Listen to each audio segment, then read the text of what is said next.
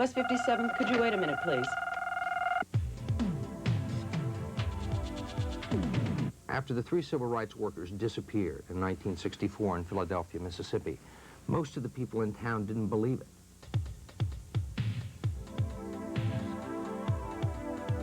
Well, I believe it's a big publicity hoax, but if they're dead, I feel like they asked for it. I think that what you see more of now is a passive type of racism. You just don't see people yelling nigger in public. I need more on that. Let's bring it up a bit. Good, there you go. Stand by and try it again. Babies that 10 years ago were written off because there was no chance they could live are living today, the majority of them, and going home healthy. Let's roll. The babies, both of them came out a little over a pound. He didn't look very good when we pulled in. The fact that death can be imminent is there. You're never closer to death than when you're born.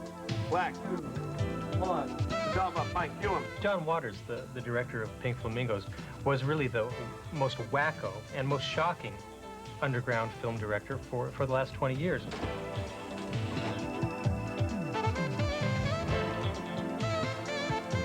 When I was very young, we wanted to do the same thing as the Manson family, only I wanted to use film instead of weapons, which was a good career decision. Who wants to die for art? I do! Give me a reset on your audio. Resetting audio. Audio is good, and take it.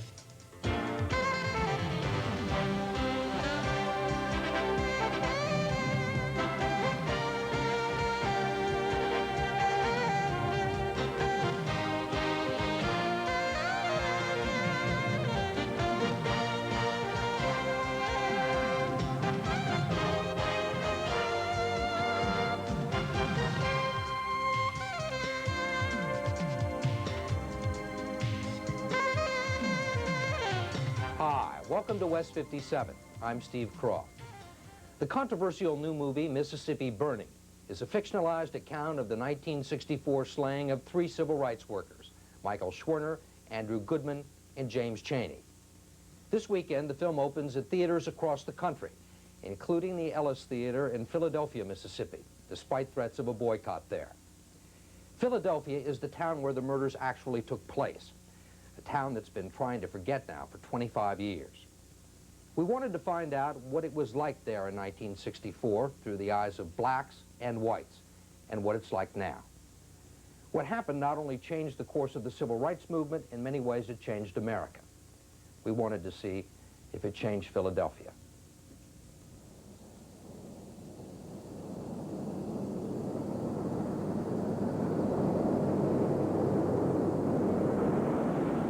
The movie Mississippi Burning and our story both begin on a deserted Neshoba County highway. For what happens in the first few scenes, with minor variation, was taken from FBI files and court records and accurately reflect the mood of June 1964. It was like a war zone in the senses. You had civil rights workers, and you had diehard segregationists, and you had a government that was to protect the ways of life of the Mississippians. Better stop.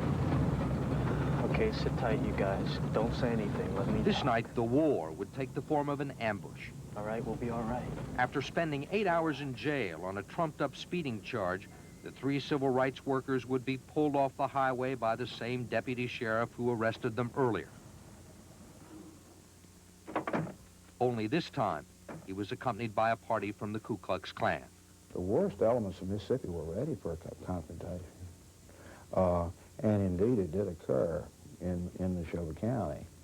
And these people were waiting on them. Take it easy, we'll be all right. Sure you will, nigger lover. He's seen your face. That ain't good. You don't want him seeing your face. Oh, it don't make no difference no more.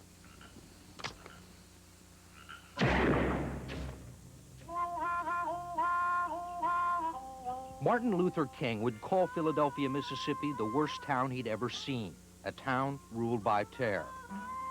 But in fact, what happened here could have happened in any one of a number of southern towns in the summer of '64. Philadelphia was simply in the breach. Well, you aren't a registered voter, mister. It was called Freedom Summer, and the United Civil Rights Movement its ranks swollen with nearly 1,000 mostly white college students from the North, was en route to Mississippi. Their plan was to focus national attention on the state and to help nearly half its population exercise their constitutional rights. Were you registered to vote? No, nobody was registered to vote in Mississippi at that time. Like all Philadelphia blacks, Reverend Clinton Collier grew up in a completely segregated society. In 1964, he was teaching at a rural, all-black high school. Did you try to register to vote? It was well known that if you made any effort to participate in the political arena, you're in the public service, like teaching, you're liable to be put out. You might lose your job. You might lose your job. It was threats on us. It was a heavy threat. The basic fear in the white community was that when blacks got control of the ballot box, that they would no longer hold political office. Philadelphia attorney Don Kilgore was a high school student when the civil rights workers arrived. That summer, the customers at Underwood's Grocery, where he worked as a bag boy, talked of little else. People felt like that their institutions, their schools, their churches, their businesses were going to be threatened, that the federal government was going to, quote, take over, and that it was going to be a different lifestyle than what we had been accustomed to. In the months preceding the civil rights drive, crosses were burned in Neshoba County, and newspaper editorials warned that, quote, communist agitators should be dealt with in a manner they would not forget. Schwerner, Goodman, and Cheney disappeared on the very first day of Freedom Summer. Well, I believe it's a big publicity hoax, but if they're dead, I feel like they asked for it. They came here looking for trouble. We resented all the outside people coming in. We thought they were interfering in our concerns, and we didn't appreciate that at all. Bobby Posey was the high school football coach at the time and filled with anger. But like most people in Philadelphia, he was unprepared to deal with the grisly truth, even after the empty, burned-out car belonging to the 3 civil rights workers was pulled from a nearby swamp. Personally, I didn't believe that they had been killed. Once we found out that they had been killed and they recovered their bodies, I didn't feel like we killed them. I didn't think that people from Neshoba County had done it. I didn't feel like that we had done it. I remember that. I remember not believing that it was us. Oh, help me, Lord, to stand up and be a man. By the time the bodies of the 3 civil rights workers were buried, there were 150 FBI agents stationed in Philadelphia. We want our freedom now. I don't want to have to go to another memorial. Tired of funerals. Tired of it. David Dennis, one of the organizers of Freedom Summer, delivered the eulogy for James Cheney, a black Mississippian. But even in Dennis's mind, it was the death of Cheney's 2 white companions that brought the FBI to town. What was the strategy behind having white college students come down to Mississippi from the North? We felt that there was a possibility, you know, that if there were going to be some problems that existed whereby people getting hurt, you had a lot of white kids down there. We felt that, yes, the media would be there now, much more so than it would have been if they were blacks. If it had been black, it would have been buried by now. You wouldn't be here talking about it. And I wouldn't either. But those 2 white people turned the light on this country. It took the federal government 3 years to penetrate the veil of silence and win convictions against Deputy Sheriff Cecil Price and 6 others. Not for murder, but for violating the civil rights of Schwerner, Goodman, and Cheney. None served more than 5 years in prison. The town, for its part, has been scorned and humiliated now for 25 years. And in some ways, the veil of silence is still there. No one much wants to talk about it. What do you remember of that summer? We hate it. We wish it hadn't happened. We wish that most people would quit bringing it up, because every time you go somewhere, they say, oh, you from Philadelphia, this is where you got those colored people killed. basically there's no explanation, there's no justification, there's no excuse for it. I mean, how do you look at somebody and say, how do you feel about being in a community that killed 3 young men because they're working civil rights? And if you can come up with an answer that will make everything all right, you'll be the first one that I know of that can do that. How did it happen? How could it happen? It's just like, how can you take a United States Marine captain and put him in Vietnam and all of a sudden he's massacred a village at My Lai? I don't know how that happened. There are a few small monuments to the slain civil rights workers, like this one outside Philadelphia's Mount Nebo Church. But the real legacy of the civil rights movement is to be found elsewhere. Sometime after Freedom Summer, through the turmoil of Vietnam and Watergate, things began to change, slowly, almost imperceptibly, even in Philadelphia. Racism still exists in some circles, but basically, between the whites and blacks, there's communication. 25 years ago, Pete Talley would not have had a skilled, well-paying job with the phone company. Today, he's part of an emerging black middle class in Mississippi and head of the NAACP in Philadelphia. Things, don't get me wrong now, we still have problems. And there's still a lot of things that, that's got to be addressed. Have you had a serious racial incident in the last 3 years? None whatsoever. Other than just your minor incidences that would be, common to any place. It's a different place. It does not have remotely that whole aura of fear and intimidation that the 50s and 60s in the Deep South had. Willie Morris is an author, former editor of Harper's Magazine, and now writer-in-residence at the University of Mississippi. I would go so far as to say, and I'm going to draw some criticism on this, that Mississippi, by and large, with all of its immense faults, may be, right now, the most integrated state in America. No, Jennings, you didn't pass it. You see there? Most of the whites' worst fears that Freedom Summer have come true, but somehow it doesn't seem that important now.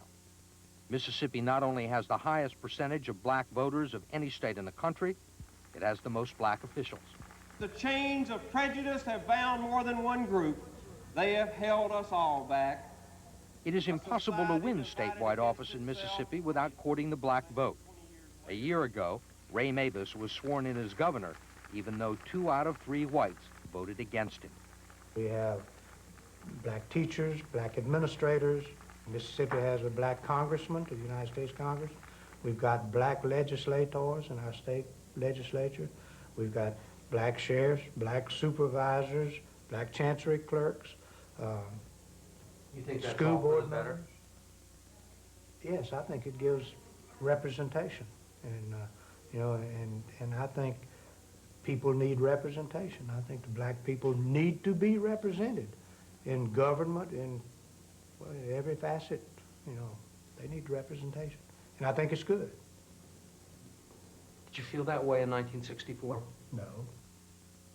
I think that what you see more of now is a passive type of racism, that you just don't see anymore of people yelling nigger in public.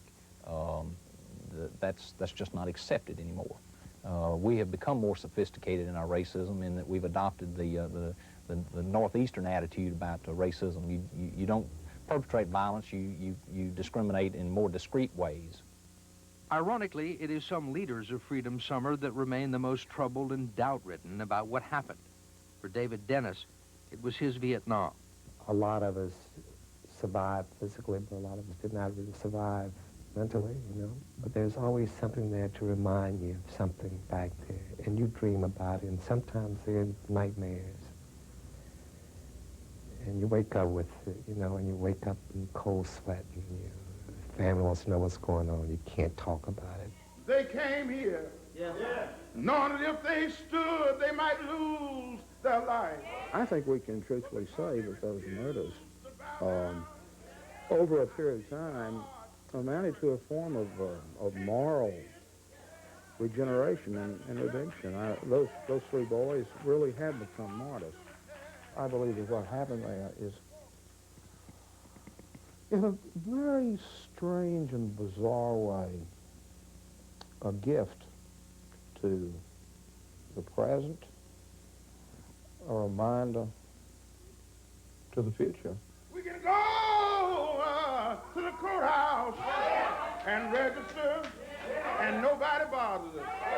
Why? Just because 3 men said we will not bow down. Is that right? Because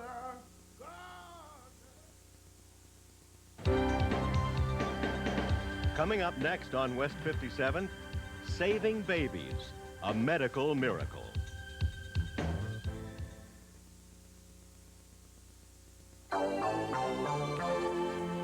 Introducing a completely different Mercury Cougar.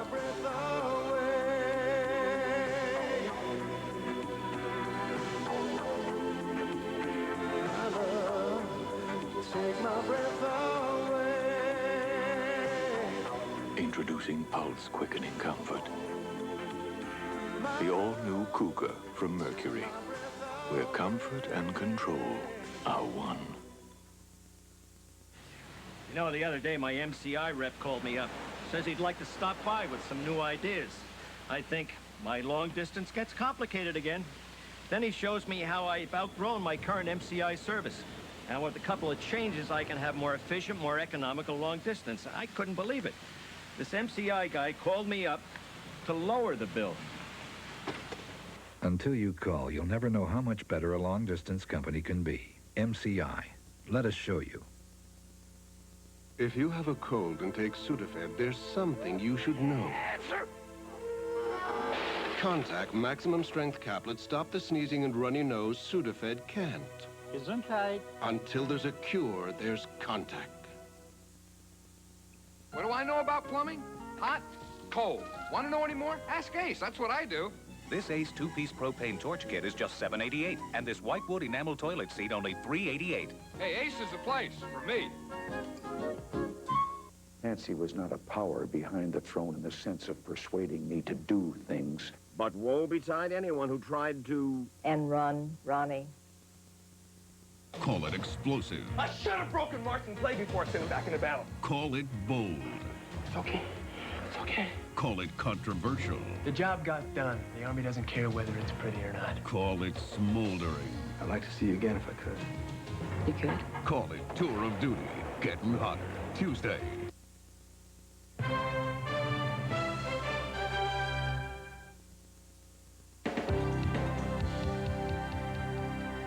In 1 month, I'm going to have my first baby.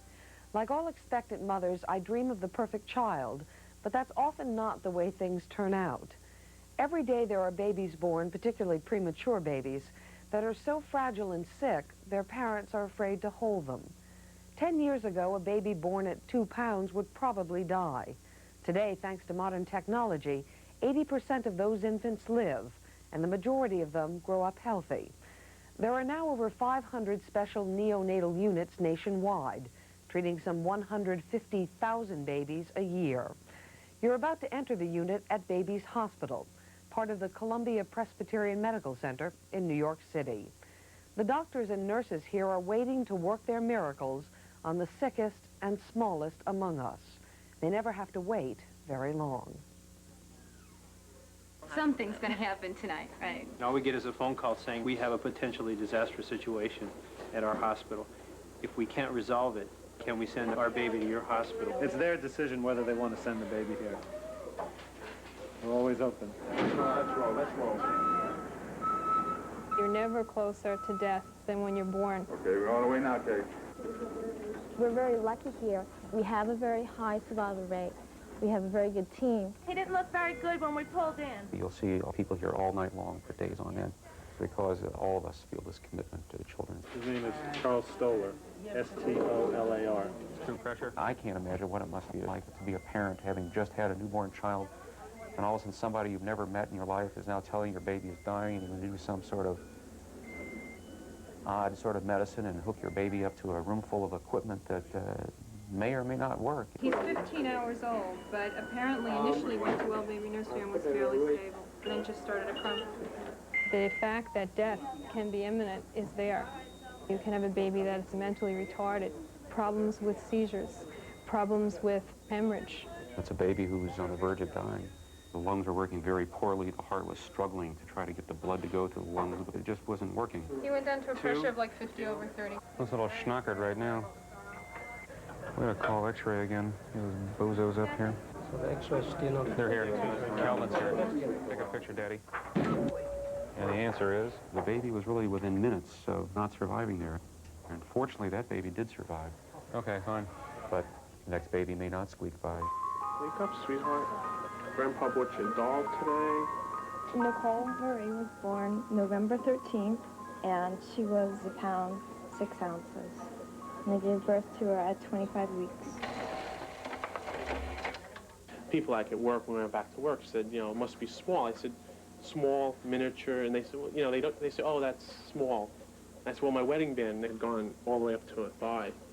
Yeah, they don't have a conception of how small she is. How small she really is. Wake up, sweetheart. To the person who's not seen a baby who's 24 or 26 weeks, they're aghast. But when you look more closely at them, they're unique creatures with perfectly formed fingers and toes, but everything is miniaturized. A full pregnancy is 40 weeks, and 20 years ago, we seldom kept babies alive who were born more than 12 weeks early. We've now progressed to the point where we have the capability for babies to survive who are 24 to 25 weeks gestation. How big's the baby? 650. And we provide care with the hope 27. that that baby has the capability of surviving. There are many 24-weekers who will not survive. And this guy's really small, so he's going to need a lot of fluid. The infants of lowest birth weight, those under 1 pound, it would be not uncommon for those babies to leave the hospital with a bill in the range of $50,000 to $100,000. What most families want is the best effort made on behalf of their infant, as long as we think there's a reasonable chance for survival, and they're willing to take the risks incumbent in the survival of that baby. I told them, go for it, do everything that they can possibly do for him. He was born 1 pound 14 ounces. His name is Davidson Hector. And he was beautiful to me when I seen him. He eventually may have some brain damage. He may just be slow in school. It may be something as simple as that, or as major as not being able to walk, not being able to talk, or maybe even being blind. But I have faith, and I believe that he's going to make it, and he's going to come out just perfect, regardless. Do you want me to come down and see the baby? Okay, how old is the baby now? Okay. Lots of social problems downstairs. How long do you live? The patient population in this unit is very diverse, socioeconomically and from the point of view of illness also.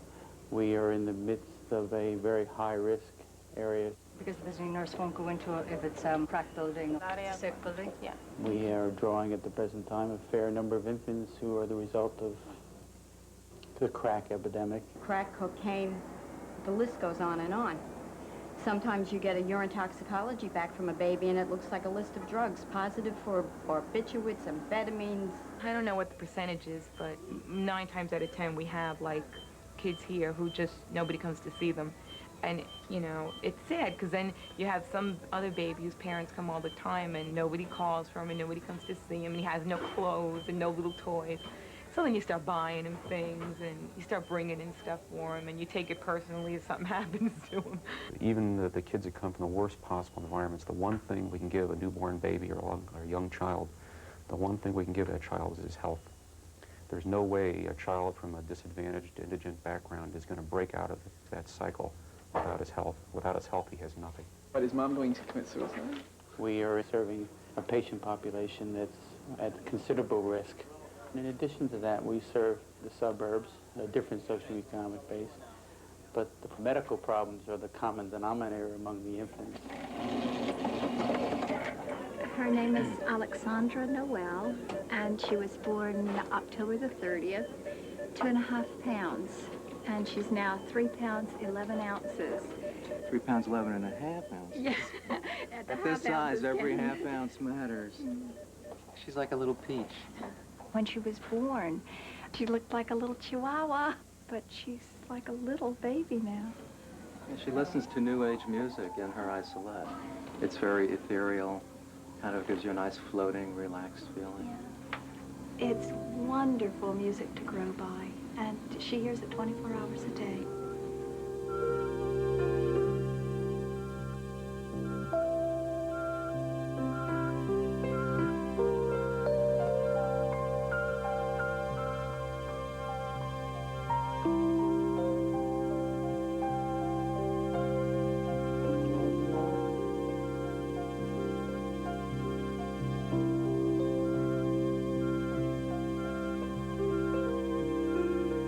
All of us that work here, we view ourselves as children's advocates.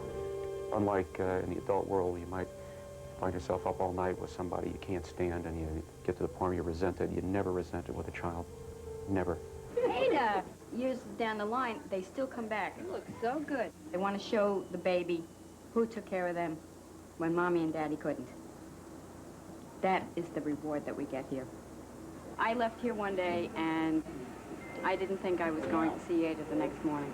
She was born with a diaphragmatic hernia, and 80% of them die. And she was one of 20% that made it. We didn't think we'd be able to see her like this, but now she's a star. Okay, champ. Into bed you go. When you send people home with babies that have been sick, you really see them thrive. I mean, it sounds corny, but it's true. It cures everything. Don't cry, sweetie. We're going home. Although we treat each infant as if he or she is ours, they really aren't. Ready? They may be ours for a brief period of time. We share in their lives, but they're never our infants. They belong to families. I guess the next time I see her, she'll be walking her own. One of our jobs is to be objective. The fact matter is we're not computers, we're humans. Sometimes it's hard to be truly objective. You get very, very attached to the children. They're really, they're special. Oh, it's nice meeting you, baby. This is the end from yesterday morning. 36 hours, I guess. I'm going to go home. Okay by me. I'm gonna go home and put my son to bed. That's my little girl. Bye, sweetheart. See you tomorrow.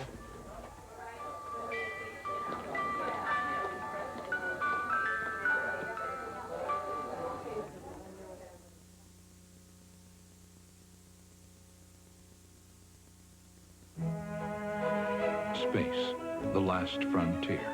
It's been conquered by the new Sonata from Hyundai. With 100 cubic feet of inner space, it has more passenger room than any other car in its class. That's room enough for the whole crew. And with the most powerful standard engine in its class, it can fly. The new Sonata from Hyundai, the mid-size car that makes sense. At 16 Bedford Street, the toast is with fine crystal. On Astor Lane, a powerful telescope probes the night sky. And over on Shore Road, a new TV is entertaining the Kagans. All these things were bought with Visa Gold, which protects them against loss, theft, damage, and doubles the manufacturer's warranty. And with Visa Gold, you can get this protection at nearly 3 times as many places as American Express. Visa Gold, it's everywhere you want to be. Take the first step toward a whole new future. During Century 21 Career Opportunity Week and our career sessions, you'll find out why we're #1 and how our training and innovative support programs could make you #1. The right place is Century 21. The right time is now. Call your local Century 21 office today. Career Opportunity Week, January 16th through the 22nd.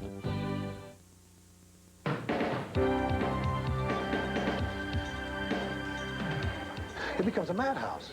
You're frightened for every picture now. This boom, bam, bim, bam, crashing, shoving, pushing. 15 photographers trying to get in a position where only 5 can actually make the picture.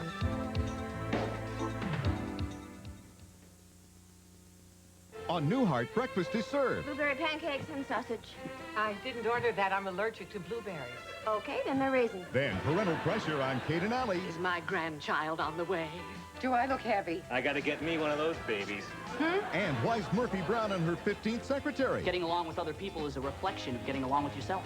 I've got your reflection right here, pal. Next, Julia's charged with robbery, but those designing women have a defense. I just said it was her time of the month and her hormones had made her insane. Monday.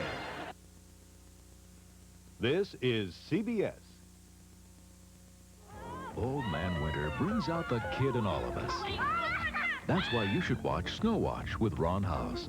He'll prepare you for school and business closings and tell you everything you need to know so you can stock up on supplies before the snow piles up on you. So don't let winter put a freeze on your fun.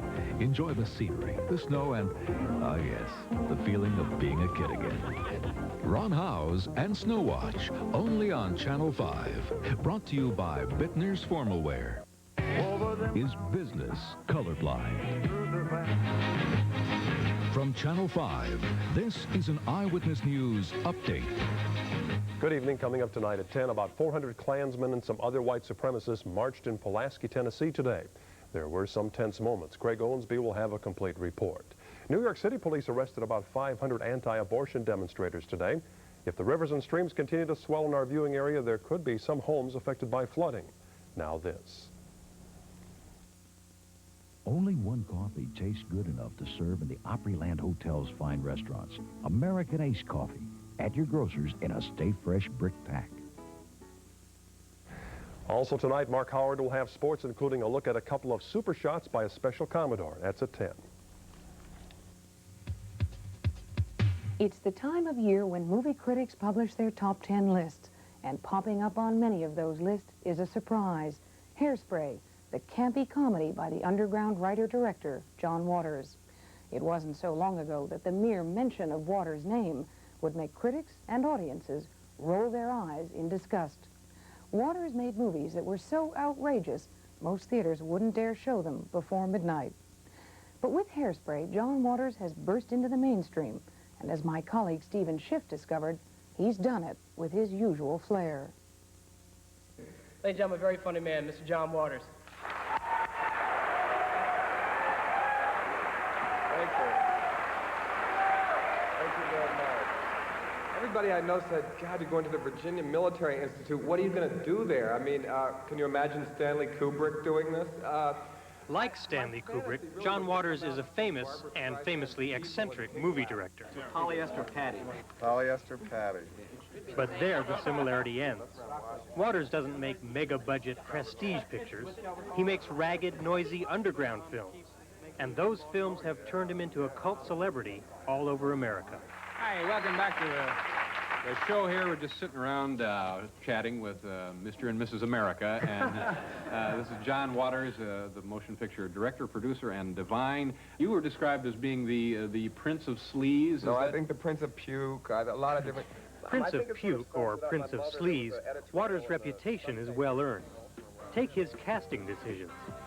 9 out of 10 of his movies have starred the enormous cross-dressing actor Divine, whom Waters discovered when they were both kids in Baltimore. Divine remained Waters' favorite actor until his untimely death a year ago. I was born to be cheap! The movies were born to be cheap, too. Most of them were X-rated for disgustingness, and we can show you only portions of them on television. You may not want to see more. This fairyland princess has just contracted an ugly case of rabies. I got another surprise for you, Muffy. You can open This nasty-looking starlet has just had an even nastier-looking sex change operation. And this poor prisoner is being fed fresh roaches for dinner. Oh, God, I hope I can do this. All right, there we go. John Waters has been making his weird movies for 24 years. His constant setting is his hometown of Baltimore, where for most of his life, he was too disreputable to be thought of as a favorite son. Now things are different. His first PG movie, Hairspray, has become a mainstream hit. And suddenly, John Waters is hot. This man needs no introduction. Even the mayor of Baltimore loves him. He's a native son of Baltimore who has made Baltimore not only a household name, but has given us international fame with his most recent stellar success, the movie Hairspray. Ladies and gentlemen, John Waters. Everybody says, oh, it's a John Waters movie. We're gonna have to leave our sensibilities at home and not sit too near the screen, and we're afraid we'll catch whatever it is they have. And this wasn't that calculated. I didn't set out to make a PG movie, but I was thrilled when it got one because I knew it would be the opposite of what people would expect from a John Waters film. What's beautiful to John Waters? Originality is beautiful to me. When they don't look like anybody else, the people end up calling them an Anita Ekberg type, a divine type. Now everybody breathe. Who wants to be famous? Who wants to die for art? I do. Waters is a keen observer of American culture, and he's realized that fame makes people appear beautiful. Most of his movies are about people who yearn to be famous, and in his most fascinating film, Female Trouble, Divine plays a rebellious schoolgirl who wants fame so much that she becomes a killer to achieve it. Craving fame so badly that you want to get the electric chair because that's like the Academy Award. Basically, it is the only way you can become famous overnight, is to be a criminal. And real famous, hard news, not entertainment pages. But everybody does look better under arrest. I said that in my book. It is a good look. What does that mean? That if somebody's just walking down the street and they're average looking, and then you see them in handcuffs being put into a police car, it is a certain style to that look. What is your interest in trials and criminals all about? I can easily look up the paper and see something terrible happen, and in a way think, this is horrible. But if you just push it and push it a few steps, people will laugh. And that interests me, what can be horrible in real life. And magically, almost, you put it on a movie screen, and those same people that would be very appalled in real life roar at it on a movie screen. And I don't know the difference either. Why? Don't know why? No. But I'm fascinated by that. See how far you can push that.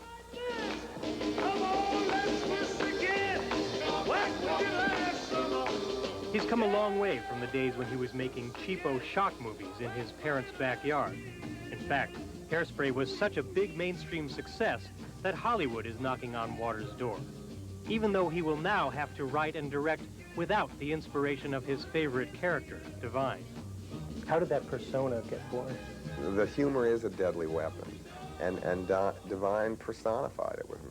He could say my words best. He could act out my aggressions, the things I liked, everything the best. And it also threatened people, which was the point.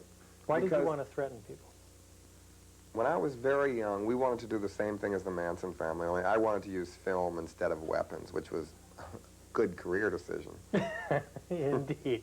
Well, when you say that, when you say you wanted to do the same thing as the Manson family... Scare the world. Scare the world. Yeah. Or was it to become famous? We always certainly respected fame and saw the ridiculousness of fame.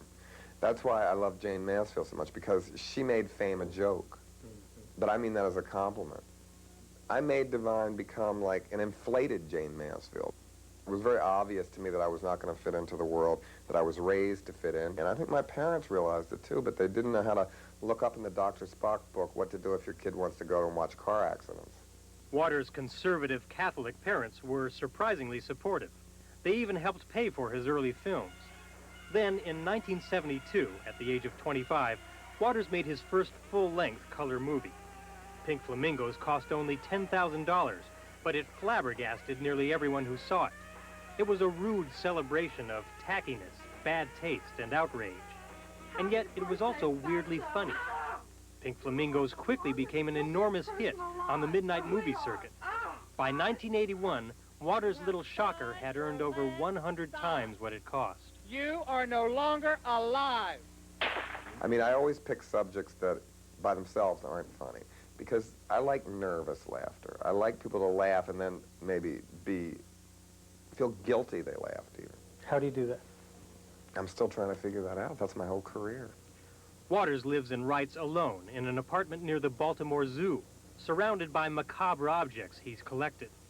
An electric chair from one of his movies stands in his front hall, and a portrait of a mass murderess hangs above his fireplace.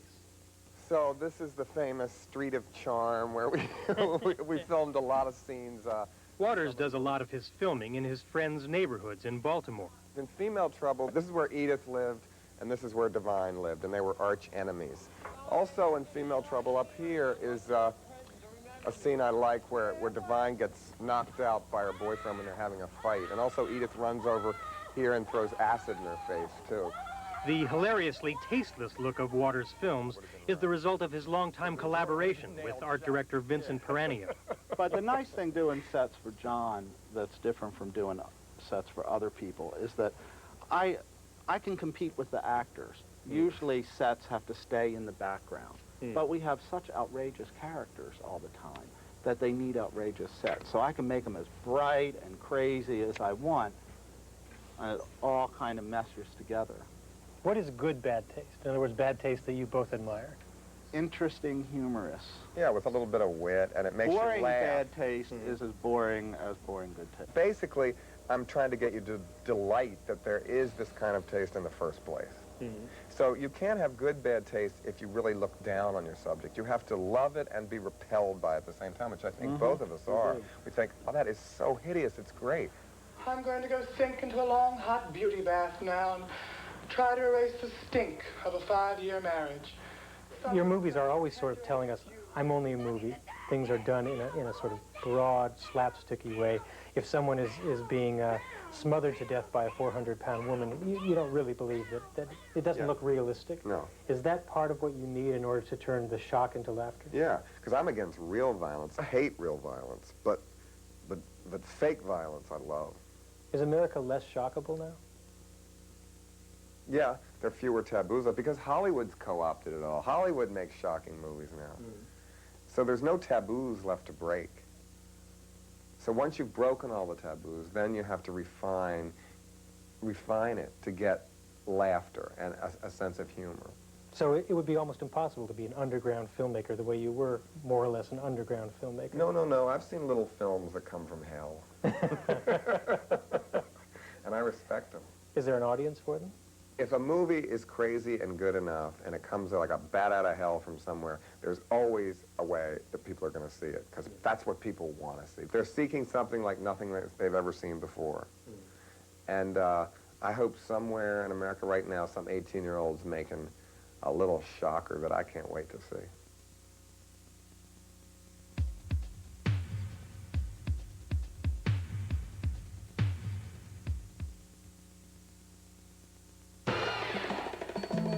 When fashion flair needs special care, try Woolite in your machine. For dresses and skirts and delicate shirts, it's a special kind of clean. Woolite in your machine. A name you can trust when safety's a must. Woolite in your machine. From active wear to evening wear, whatever clothes need special care, trust Woolite in your machine. Woolite in your machine.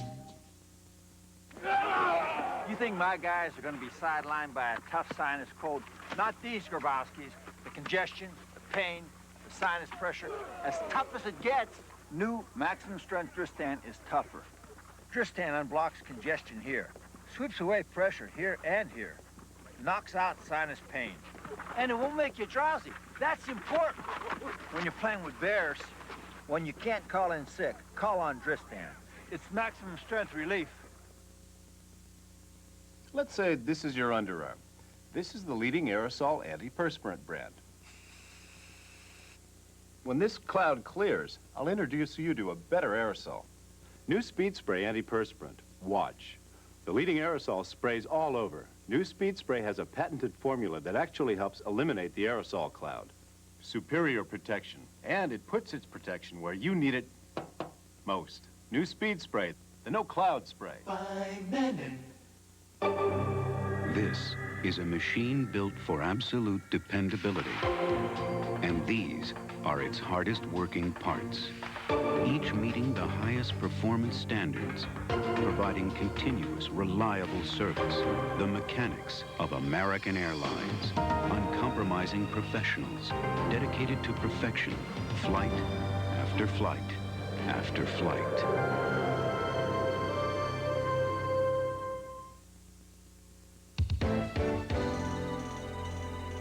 This week, the 41st President of the United States will take office in Washington, and George Thames will be there to take his picture. In the White House press corps, Thames' work is legendary, and while you've probably never even heard of him, you'll certainly recognize his photographs. He and his camera have been covering the Capitol for the New York Times since Franklin Delano Roosevelt was in office 40 years ago. And he plans to be around long after George Herbert Walker Bush leaves the job. If you don't believe it, just ask him.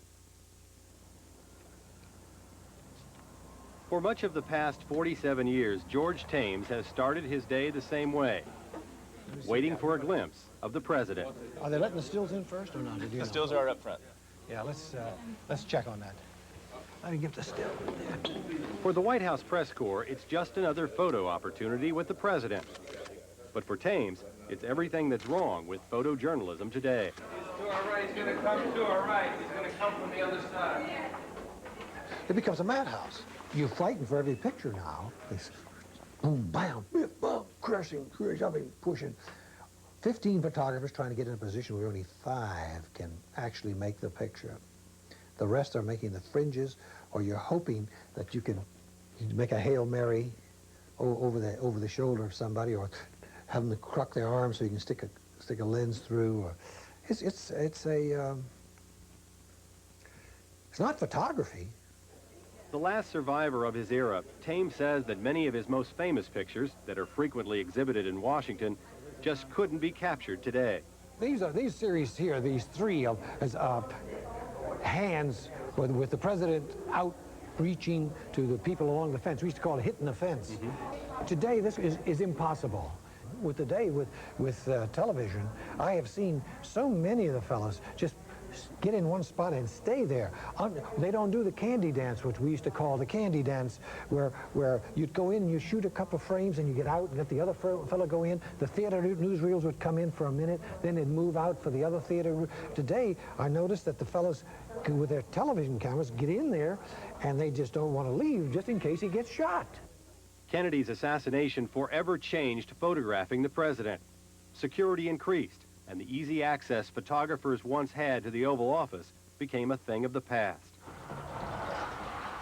But Thames has always managed to get the pictures he's wanted, partly because he offered what he knew every politician needed: exposure.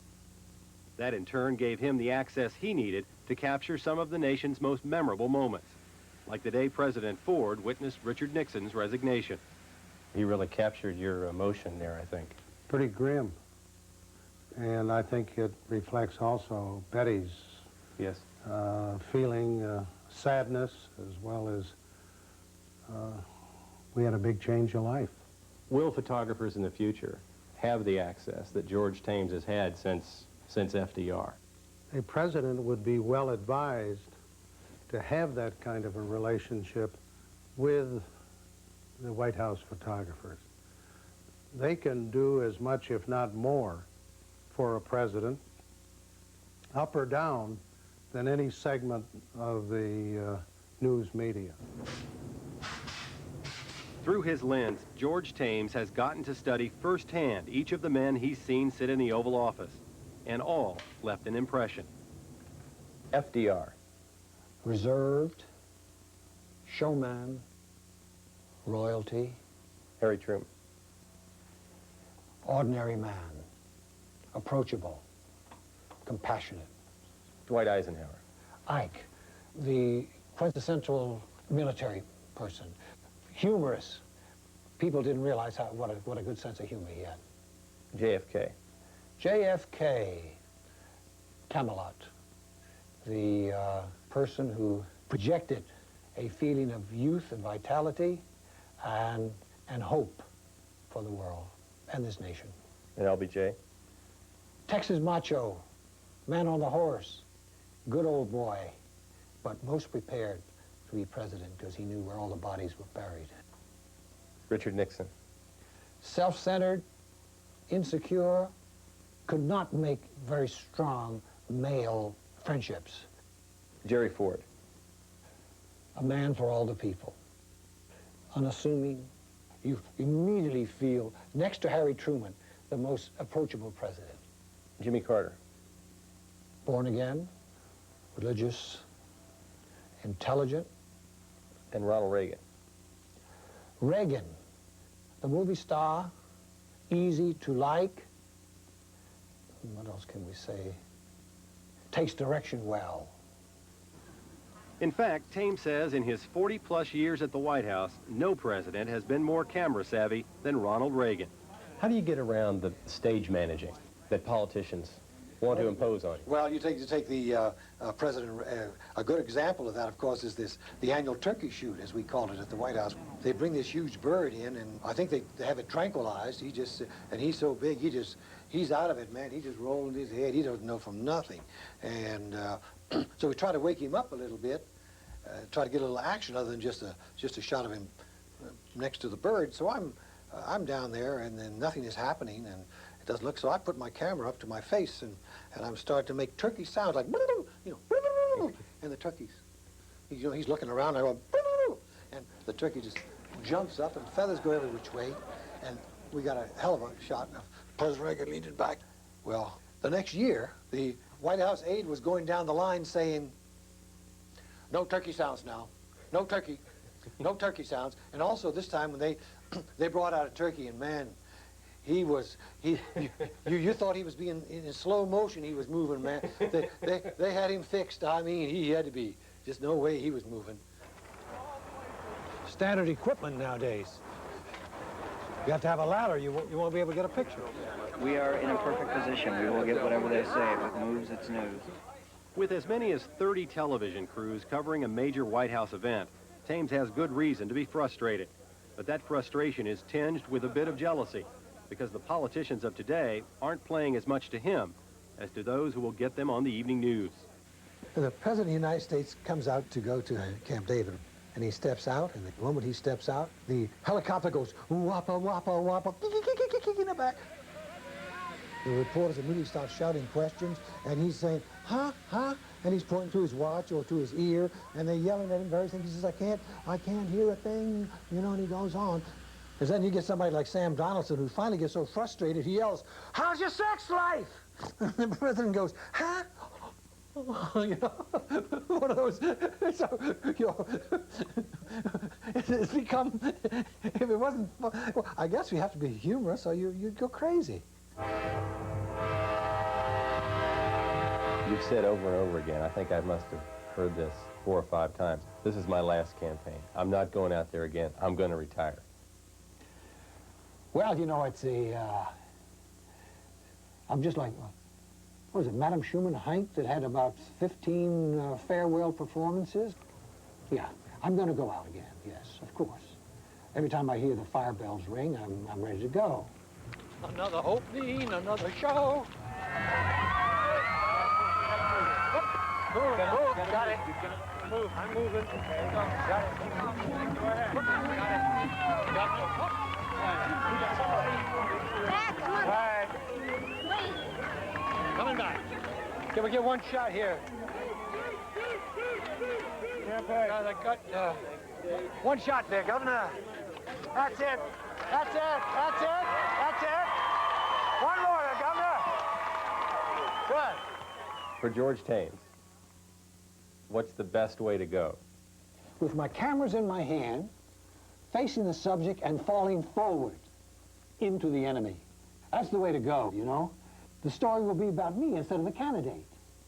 You know, George Thames, veteran photographer, falls over his camera. You know, that dies, and the president's trying to give mouth-to-mouth recitation. Wonderful picture. Gee, somebody would win the Pulitzer for that. President-elect George Bush.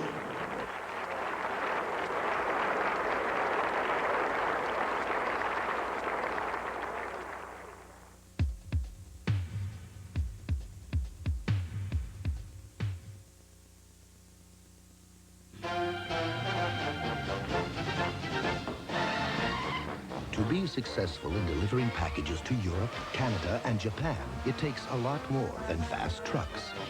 It takes a knowledgeable worldwide staff, a computerized tracking system, and of course, a fleet of planes that fly there. Insist on all 4. Worldwide service from Federal Express.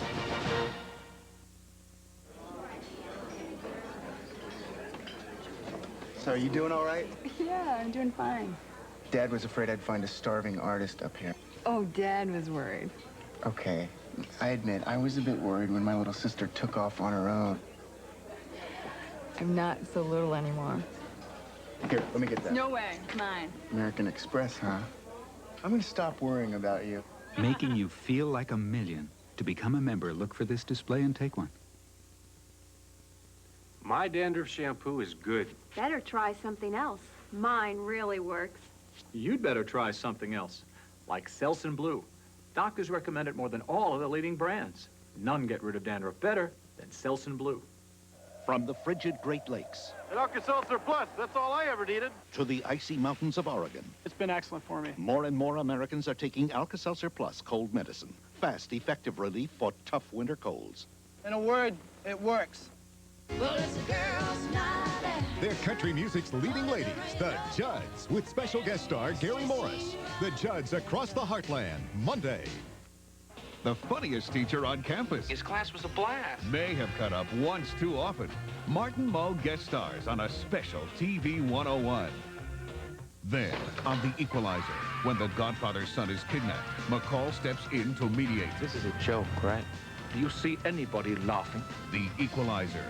And his business about to go up in flames. I'm liable for everything. Desperate measures in desperate times. Wise Guy, guest starring Jerry Lewis, Wednesday. They're all guts. They're all glory. They're all Madden. John Madden picks his Players of the Year. Plus the USBA Junior Welterweight Championship tomorrow. That's it for West 57 tonight. Thanks for joining us. I'm John Ferrugia. Here's a look at some of the stories you'll be seeing in weeks to come.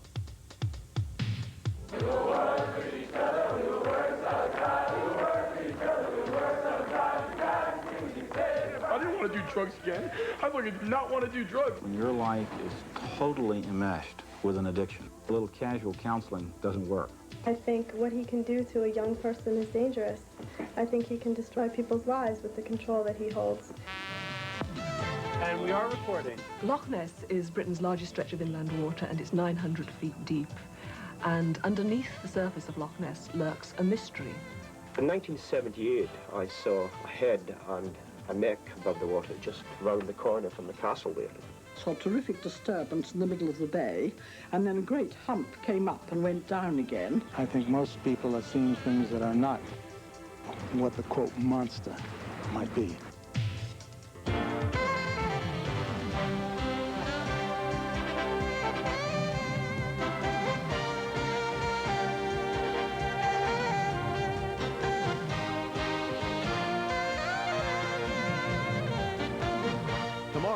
Watch the Weekend Eyewitness News team for the kind of detailed information you're used to all week long. At Channel 5, we understand that news doesn't stop on the weekends, so we keep going. Watch the Weekend Eyewitness News team Sunday at 5:30 on Channel 5.